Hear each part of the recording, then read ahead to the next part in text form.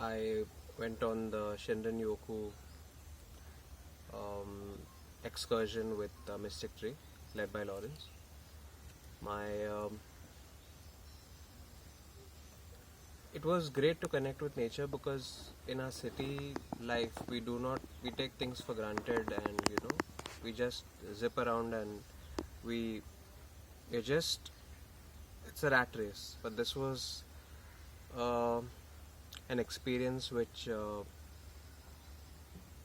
enhanced us the sense of touch, sense of sight, because we are so overstimulated in our work life nowadays in cities with staring at computer screens, our mobile phones, that we fail to look at the beauty or the natural beauty that we have been blessed with nature.